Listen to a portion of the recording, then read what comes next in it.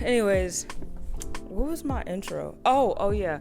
That's a shame. I don't even have an intro. You don't have an intro? I really don't. I need to create one. Yeah, you gotta think of something like, it gotta be dope though. Yeah. It gotta be fly. Like, I was thinking about the Johnny Carson show. The Johnny Carson show. Like, here's Johnny, but I was like, nah, that's too cheesy. I was like, nah. That's too bubblegumish. Mm-hmm. Yeah, that's too poppy-ish. But it's like, and then I was thinking about like David Letterman when he was like, right. the late night show with David Letterman. That's you dope. know, I wanted That's to do dope. that. That's dope. You know what I'm saying? And then he get the roots, open them up to him. Like, come on now. Oh my gosh. But I'll just be like, hey guys, welcome to the Catrice Root Show. Like, that just sounds like so. You'll get there. Yeah. You'll think of something that's gonna be fly and fire. I mean, you'll get there. True. I mean, maybe you can help me with the arrangements of the music. You know what I'm saying? Yeah. Okay. So anyways, welcome to the Catrice Root Show, guys. I am here with my friend Paul Daniel. He's a musician, multi-talented person. And I just want to jump right into it. So, like, first question. What era of music is your favorite, and why is it your favorite? I mean, I like all eras of music, to be honest, but I would say that I'm gonna say 70s, 80s, Yes. and 90s. 70s, 80s, and 90s. It's like the and late 60s. Yeah. It's like the area. I'm gonna say mostly. I love 90s. I love 80s, but if I had to choose just at least two, I'll say late 60s and 70s. And I would say, like, you don't even have to choose, because I hate it when people make you choose. Right. You know what I'm saying? Because I'm like, it's so hard, but I would say my first, I'm gonna put it in order: 60s and 70s. okay. Especially the late 60s and 70s. Like, late 60s and 70s, like, that's when soul really, like, soul music. It was hitting, yo. Oh my hitting, gosh, right? yes. You know, but the reason why I say those two, because, you know, if you think about it, that, especially in the late 60s, that was preparing the sound for the 70s. True. Like, True. you had people like James Brown, Sly Stone, that was killing it, like changing the sound. Especially James, you know, like when he was like, of course, he's the one that invented funk music. Yeah. By him making, you know, Mama come here quick, give me that licking stick, and I can't stand it, and songs like Popcorn, yeah, Cold Sweat, you know, those 1968 songs and 1967. He was killing the game. Mm-hmm. You know, you have people like him that was like setting it like, look, so you can make, like, it was like he took the soul, the gospel, the doo-wop, mixed it all up. The church, like I said, mixed it all up and came with funk, which is just so amazing. You know, he had help from people like Pee Wee. He was a saxophone player. Yeah. For people like His drummer, what's his drummer name? Clyde Stubblefield. Okay, Clyde. And Jabo Stocks. Rest in peace to y'all too. You know, he had some great musicians that helped him create that sound. Right. So, and Fred Wesley, forgive me, one of the baddest. Wait, he passed away too? No, he didn't pass. Oh, I was about to say, like, no. Hold on. No, I was if, like, you know, if he come across this, show him some respect. Yeah. Know? But he had people like them, you know, Maceo Parker and his brother. Mm-hmm. You know, had people like them to help them create a sound called funk. So right. James Brown, you know, he set the tone for it. Then you got people like Sly, who came in mixing all that rock and mixing the doo-wop and mixing all the gospel. He was definitely, you could definitely feel the gospel in Sly Stone music. But he was mixing all that up and coming up with his sound, like psychedelic funk and the avant funk. You know, he was just different. He's like the person I really admire the most. I love Sly. And the reason why I love Sly, because, like, and not only just him, like, people like him, Stevie Wonder. Yes. My favorite. Him, Sly Stone, Stevie Wonder, Prince, and it's another person. If you leave out Michael Jackson, I'm going to hurt you. I mean, I'll say Mike, but I'll say Mike too, but Mike, he went on their level when it came down to funk music. Okay, I ain't gonna lie to you. I was telling my dad about that too. I was like, Michael Jackson, I really like him more as of a performer than an actual singer. Because Stevie Wonder is actually my favorite singer. Yeah, right. But when it comes to performing, I would still be Michael Jackson. Though. I mean, yeah, but still, you gotta include him in it. Let me tell everybody out here that people that's a fan of funk music, do not sleep on Mike. and his brothers on the kind of Yeah, funk music. how you just gonna leave out the whole Off the Wall album? That was a whole funk album. We're gonna come back to that though. Okay, you can be excited. You coming back to that, but with Sly, like I'm gonna say a couple albums. With Sly Stone, and shout out to the whole Stewart family. You know, Rose Stone, Freddie Stone. You know, Sly. I would love to meet you one day. All y'all, the whole Sly family. We can tag him on Instagram and hope that he see it. Oh yes, I'm telling you, like I that's what I used to do on my old Instagram page. I used to tag older musicians. And they used to be like Zap, the Zap band. They like I tagged them in one of my beat remixes that I did of their songs. They liked it and everything. Yeah, I was like, we're there. But Sly, to me, Sly, it's just so much I can say about that dude. He was very down on him. You said what? So I need to study more up on him. Most Def? Yeah. Most Def, like you say he was very diverse. Very diverse. If you listen to albums like the Stan album, Ride Going No album, God forgive me, that bad motherfucker album right there. Forgive me, y'all. That's a bad album. Ride Going, he got a song on there called "You Caught Me Smiling." Every time I listen to that song, I just puke, yo. I puke. I mean, it starts off like. Who starts a song off like that? Like just it's not on the one. It's just out of nowhere. And then he got all this syncopated stuff coming in out of nowhere. Like he's amazing. He had another album, but that's one of my top favorite songs on that album. Next on that album, on the Ride Going On, my next favorite song in there, he had a song called "Thank You for Talking to Me, Africa." Shout out to Larry Graham. That thing it comes in with like a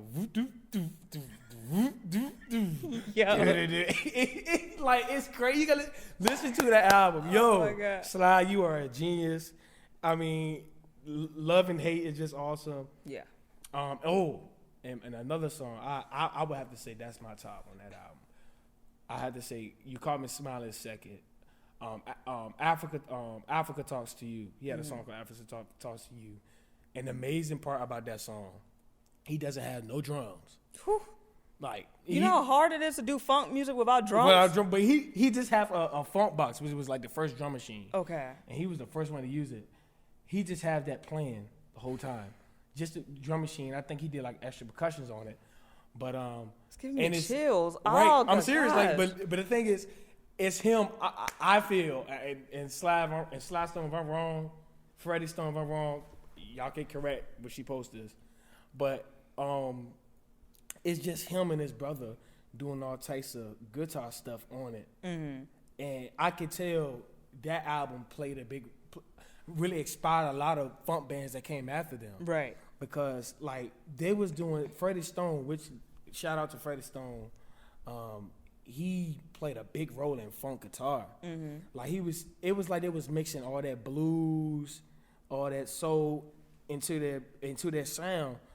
Like I tell people, I say you want to learn how to get funky on some real. I said listen to that whole Ride Going On album. Okay. Sly was doing crazy stuff, but not only that album. He had, like I said, the Stan album, which is just awesome. A nice bluesy. It's like that album was like bluesy, inspirational sound. It was bluesy, inspirational funk. So he had all the above. Like songs like "Don't Call Me Whitey Nigga." It's nothing but a bluesy funk and Sex Machine. And one of my top favorites, "Sing a Sip a Song." Just awesome. But the album that really caught me with him.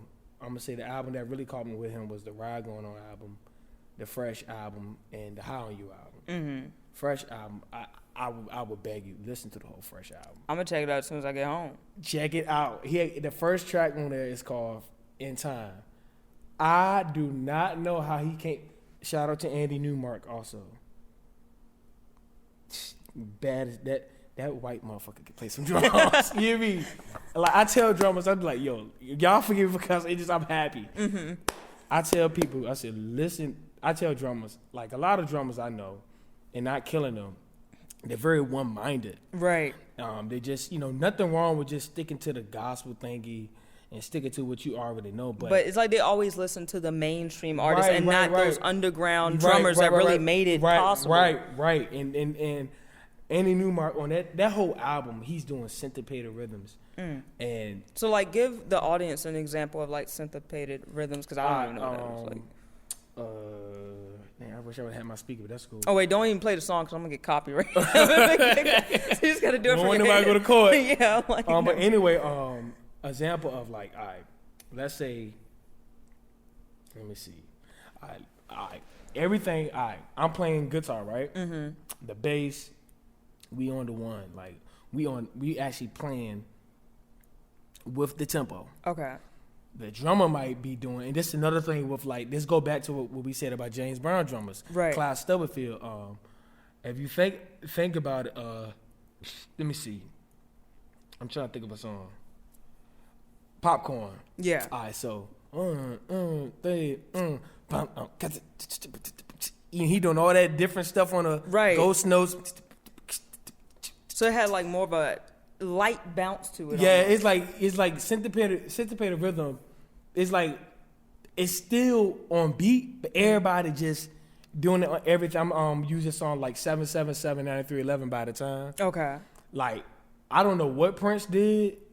I don't know what Prince did on that song, but it's like the drums is not on the one. Mm-hmm. Like everything else is on the one. Boom, boom, boom, boom, boom. In the I mean, he got the hi-hat going crazy. Right. I don't know what he did in the drum machine. It's like, it's low-key like trap music. It's kind of like trap, but it's more better than trap. Of course. This is trap people. I'm sorry. I'm just not a big fan. You know. But I'm not dissing. I respect y'all. You gotta own up to like knowing the fact, like if you are a trap musician, you should know the origins of where trap music comes from, which is funk and soul, which is the original good music. So, I mean, but you know that's I hope that was a good example. Yeah, it's when like it's still on tempo, but you're doing different. Like you add an extra note. Extra ghost notes in between. Mm-hmm. Breaks. Breaks, mm-hmm. But it still fit. It's not everywhere, and so I mean that's 70 music, and the reason why, go back to my main reason why I love the 70s, 60 music is because that was real musicianship. Right. Like they all like went by, like a lot of those musicians went by ear. Like they didn't even take out time. Cause say like I love jazz music. Like I love 1940s jazz music. I think that's the golden era of like real jazz so and the black. You like the Louis Jordan. Yeah. You like the Benny Benassi, mm-hmm. Artist Shaw. Okay. Like all those what's his name? David I don't know why I'm about to say David Dobrik. Isn't he like a YouTuber? Anyways, what's his name? David Brubeck. David Brubeck. You know him? Oh, yeah. Like he's really good. I don't think he was in the 40s. He was more so like in the 50s and 60s. But it's like I think he came late 40s. Yeah, and Barney Cassell. Like I love his guitar. You talking about a guy that can play the guitar? Check out Barney Cassell. My favorite jazz guitarist, it would have to. I would say George Benson, but George Benson is more into the like he does jazz, but he's more like R&B. soul. Yeah, he's jazz. more R&B. Soul jazz. But straight jazz, my favorite straight jazz guitarist will always be Joe Pass. Mm. Joe Pass is awesome. Like this dude. Joe Pass. Is he still alive? No, I think he's. I don't think so. I thought he was. I mean, I just looked him up like not too long ago. I thought he was dead. I just assumed that he's dead. But he's a great guitarist. Mm-hmm. If he is alive, thank you for watching this. If you are watching this, you are alive. But if we love your music, we love you. But he is amazing. Mm-hmm. My hands can't go fast like his. It could be somewhere near it, but he just can't go fast like his. Like just going all over the place. I'm like that's what I'm trying to get used to now. Is like because I can play chords, but I can't do the whole. All that stuff. Right. You know what I'm saying? Right.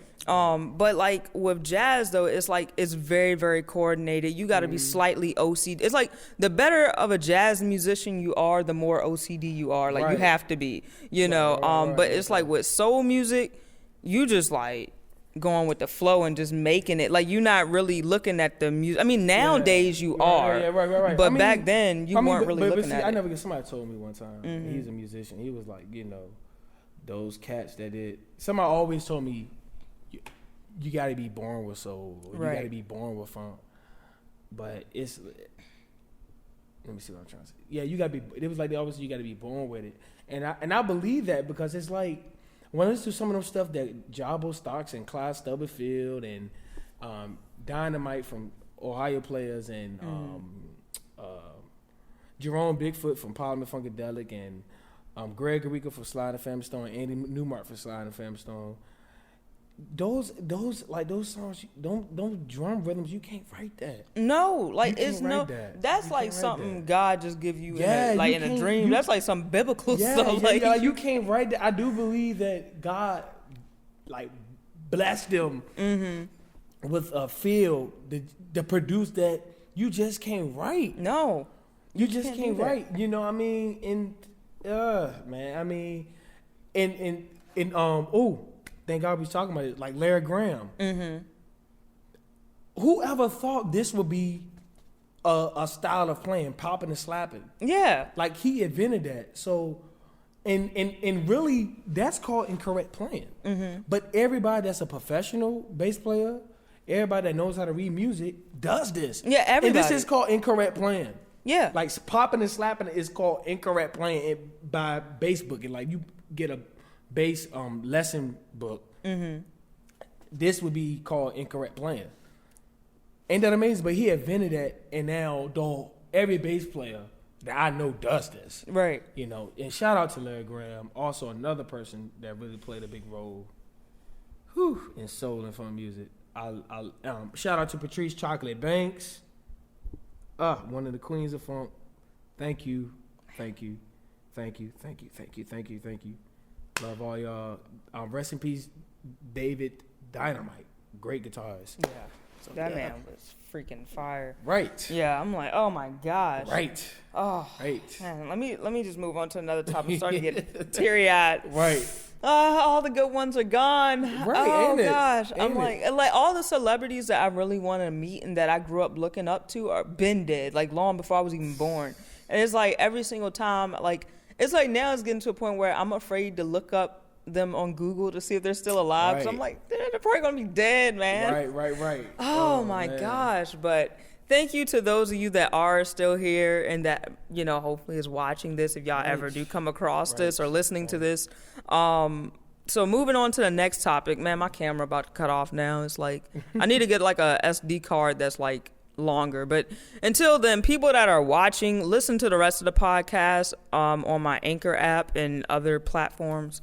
But anyways, next question I wanted to know was, when did you like feel like music started to change, and like with the evolvement of music within the Black community, how is it good and bad? You know what I'm saying? If that makes sense. I hope that like explain a little bit. Like, okay, so like especially with hip hop, I would say that like the evolvement of hip hop, like it was really, really good. No, actually no. Hip hop at first was not the best. It was kind of whack at first, but the DJ was killing it though back then. The rappers were whack. So like which era you talking about? 80s? I'm talking about like early 80s. No, not even early 80s. I'll say late 70s because like late 70s the rappers weren't rapping. They'd say hey, say ho, and the DJs were really doing their thing. You know, so it started off whack and then kind of whack, and then it went to like, okay, this could be something. Yeah, then it became something, okay. And then it became mainstream. And then I feel like once it hit mainstream, that's when hip hop got ruined,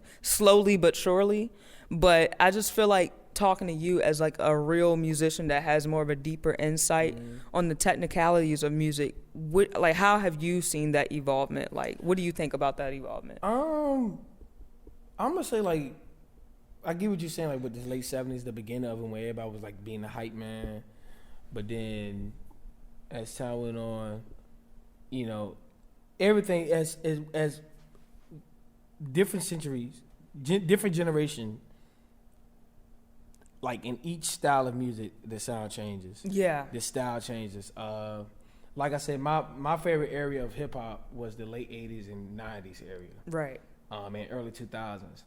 I always say during that time, I won't say hip hop is ruined. I won't say mainstream ruined hip hop, but I would say hip hop is not the same.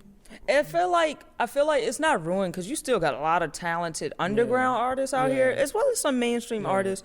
But I feel like that fun, like with hip hop, is gone. Like I mean, with me, I do get what you're saying. With me, going back to the generation, like I'm gonna start with the '90s and '80s generation, late '80s generation. Everybody had their own flow. Yeah, everybody was different. Everybody had their own flow. Everybody wasn't trying to sound like nobody. Every beat sounded different. A lot of beats didn't sound the same. You have a lot of people now of this generation, of our generation. Every rapper that come out got the long dreadlocks, tatted up, sounding like Future, or sounding like Ray Shrummer, or sounding like Amigos. Yeah. Not knocking them. I'm not dissing them at all. That's them. But we don't need more. We don't need no more of those. Yeah, because like they like drove their own path. Yeah, like like we don't need like people following their path. You know what I'm saying? Like we need people more creating their own path. That's what I'm saying. Like I'm tired of hearing the same beat feels. I'm tired of hearing, and that's just me. I ain't speaking for nobody. I'm speaking for me. I'm just like a lot of rap songs come on the radio. They all sound the same. Yeah, like it was one time I never forget. I turned on to 92.1 or something. I was listening to it and I was like, okay. I swear this artist was just on the song before. And then they said, oh no, they was like, okay, I think the first song was by Future. And then the next song was by like a completely different artist. I'm like, are you serious? And I understand everybody, everybody's digging that trap sound. And I'm not dissing because it's still a form of music. But it's like, there's nothing wrong with being different. Like you can even be different within trap. Like that's what I want people to know. Just find your sound. Like don't try to rap the same flow. Don't and be okay not to have the same beat sound. Yeah, because it's a lot of people. I know everybody digging at FL Studios. Shout out to whoever made FL. But it's like you don't have to have the same feel, the same clap, the same. It just people that wants to be. I always tell people I always let people hear my beats. Right. And which you need to make a BeatStars account. Do I need to help you? No, I already started on it. Okay. But it's like I always tell people, people be telling me, they be like, man, your joint is like very different. It's feel good music. Yeah, and that's the thing. And what made me want to just be a different, beat person, because when I first started making beats, I was digging the trap joint because everybody else was like. Yeah, I mean, I feel like all of us in our age range started off doing that. Yeah, but then I started to notice, I started studying people like Outkast, and I started studying people like The Roots and Common and Kanye West, and the rap group that really caught me, I'm gonna say, is the rappers. Well, their duo, right? It's Outkast. Yeah. Outkast really caught my attention when I really started studying them, because they came out when I was very young. Right. So I didn't know them like that. I started really studying their music like a couple years back. I'm gonna say about 3 years back, I started studying their music really heavy. And one thing I can say, every album was different. Right. They didn't sound like nobody. I can't find nobody that sounds like them. I can't find nobody that they sound like. They were very, very different. And respects to Big Boy, respects to Andre 3000, respect to the whole Dungeon family, respect to Goody Mob. Yeah, I was about to say Goody Mob. Yeah, oh man, respects to all y'all. I mean, y'all really played a big role in real hip hop. For the South too. For the South. Yeah, like they really represented us. South. I mean, when I listened to the Aquemini album, my God, my top favorite track on that joint was The Story of the Telling 2. Andre flow is crazy. I mean, the Story of the Telling 1, it was like they was telling a story, and then the Story of the Telling 2 was like I'm gonna say the aftermath. If I'm wrong, y'all correct. I'm gonna say it was like the aftermath when on the track, The Story of the Telling 2. But to get back on it, the way that beat just rocked. I don't know who produced it. I don't know if it was Andre. I don't know if it was Organized Noise. But the way that beat just come in, and Andre like, yo. I mean, just killing, and you know, Quimina album, you know, I love that whole Liberation. Oh my gosh. I mean, that album is just Return of the Gangsta. I think that's the one I grew up listening to, Return of the Gangsta. Return and which one is the one with like the song Rosa Parks? Which album is that? That's a Quimina. Okay. That's on that album.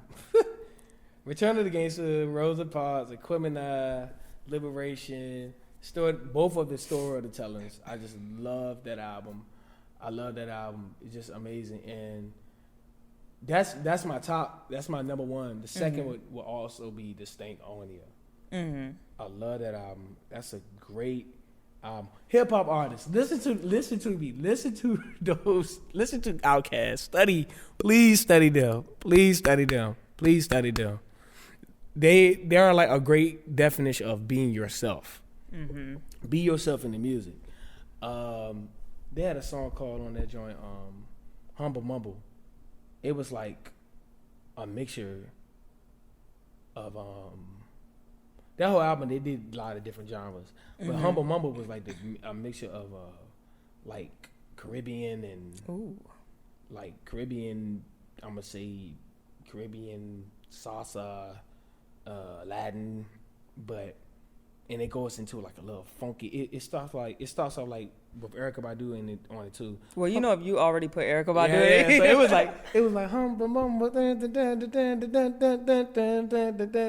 and then Andre going to a nice old school feel funky beat and kills it.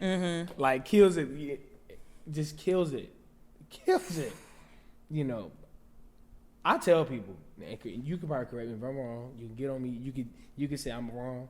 I tell people my top favorite rappers is Big Boy and Andre. I say Outkast.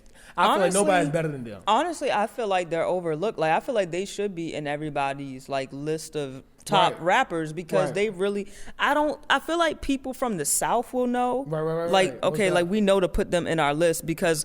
Like I feel like people outside, like up north, out west, whatever, they will never be able to relate to Big Boy and Andre 3000 because they come from like a Southern Black Baptist heritage. So it's like all of us, we feel at home. Like they give us that at home feel good urban Black feeling, but it's like everybody else like from Virginia on down, everybody can get it. Yeah. Outside of that, I don't know if people gonna pick up on it. I mean, it just. Indeed, like my thing is, I can't find no rapper that's done what they done. I told somebody. I said, what about Earth Gang? Earth Gang? You never heard? A lot of people have been saying that Earth Gang is somewhat of the modern version of Outkast, and I listened to a few of their tracks. I'm like, I see it. You know, I see it a little bit, but they still got. Thank God, like I said, they're not doing exactly like them. They still got their own style, modern style, but they are, I will say, very much like. Outkast, yeah. Okay. I never heard of them. I have to Please check them out. Check them out. But Outkast, man, they reach so many different elements. I mean, in music, like this songs like "The Whole World." That's nothing but like a jazz, hip hop, funk. You know, boom, boom. You know. Just with that little bounce to it, you know, yeah. You know, it's like a good old what's his name? What's that man? It's like a hip hop version of Minnie the Moocher. Yeah. Oh, Cap Calloway. Yeah, Cap. Yeah. It's like I study a lot on him. It's like I can see Cap Calloway doing his big old stomp. Yeah, doing that weird walk. Yeah. You know, it's like that's what I'm saying. They reach different elements and they won't scare to do it. Yeah. They didn't care. They didn't care if you didn't like it. They didn't like it. It was they being different. Yeah. You know, and I thank y'all. Y'all inspired me to be just like y'all inspired me to say, be yourself. Yeah, embrace yourself. Yeah, like you make weird beats and you know your style is making weird beats. And you know, I just thank y'all. Just thank y'all. So yeah. Yeah. I'm trying to think. Like that was mostly it. Like, cause I know like we could go a while talking about music. Like yo, we could go all day. All day. I mean, but not only. Oh, did y'all stop? Oh yeah. Well, like I said, the camera stopped, and everybody can check out the rest on the thing. But I mean, like, not only with them. Who else? It's a lot. It's just a lot. Not only them was like different. Like we talked about Goody Mob. You know, Goody.